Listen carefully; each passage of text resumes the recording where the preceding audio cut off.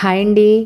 ఈరోజు చాలా ఈజీగా సింపుల్ మెథడ్లో బెండకాయ మసాలా కర్రీ ఎలా చేయాలో ఈ వీడియోలో చూసేద్దాం. అయితే ప్రాసెస్ చూద్దామా? మరి ఫస్ట్ అయితే ఒక బౌల్ తీసుకుని అందులోకి వాటర్ వేసుకోవాలి. బెండకాయల్ని నీట్గా వాష్ చేసుకుని తర్వాత ఈ వీడియోలో చూపించే విధంగా ఇలా కట్ చేసుకోవాలి. హాఫ్ చేసుకున్నా పర్వాలేదు, ఇలా కూడా ట్రై చేయండి. అన్నిటినీ కట్ చేసుకున్న తర్వాత ఇలా మధ్యలో ఘాటు పెట్టుకోవాలి. అన్నీ కట్ చేసుకున్న తర్వాత ఒక పాన్ పెట్టుకుని అందులోకి ఒక 4 or 5 స్పూన్స్ వరకు ఆయిల్ వేసుకుని కట్ చేసుకున్న బెండకాయల్ని ఒక్కొక్కటిగా చేసి ఆ పాన్లోకి వేసుకోవాలి. వీటిని కొద్దిగా మగ్గే వరకు ఫ్రై చేసుకోవాలి. మరీ ఎక్కువ అవసరం లేదు. బెండకాయలు ఫాస్ట్గానే కుక్ అయిపోతాయి. ఫ్రై అయ్యాక ఒక ప్లేట్లోకి తీసుకుందాం.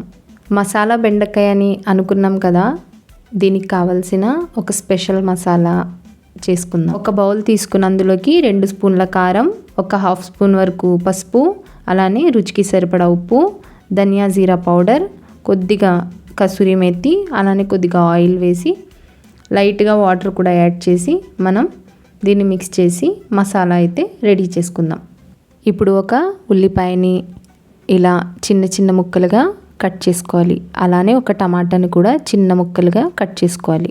ఇప్పుడు ఒక పాన్ పెట్టుకుని అందులోకి 2 స్పూన్స్ ఆయిల్, అలానే కొద్దిగా జీలకర్ర, నెక్స్ట్ కొద్దిగా ఆవాలు, అలానే మనం చాప్ చేసుకున్న ఉల్లిపాయలను కూడా వేసుకొని 2 పచ్చిమిరపకాయలు వేసి లైట్ బ్రౌన్ కలర్ వచ్చే వరకు ఫ్రై చేసుకోవాలి. అందులోనే మనం కట్ చేసుకున్న టమాటాను కూడా వేసి ఫ్రై చేసుకున్నాక ముందు చేసి పెట్టుకున్న మసాలాని ఇందులో వేసి కాసేపు కుక్ చేసుకున్న తర్వాత 1/2 కప్ వరకు పెరుగుని వేసి మళ్ళీ ఒక 5-10 మినిట్స్ వరకు ఇలానే కుక్ చేసుకున్నాక మనం ముందుగా ఫ్రై చేసుకున్న బెండకాయల్ని ఇందులో వేసి బెండకాయలకు మొత్తం మసాలా పట్టేలాగా బాగా కలుపుకుని 1/2 గ్లాస్ వరకు వాటర్ని యాడ్ చేసి కాసేపు మూత పెట్టి ఒక 5 నుంచి 10 నిమిషాల వరకు కుక్ చేసుకుని తర్వాత మళ్ళీ మూత తీసి స్లోగా మిక్స్ చేసుకోవాలి.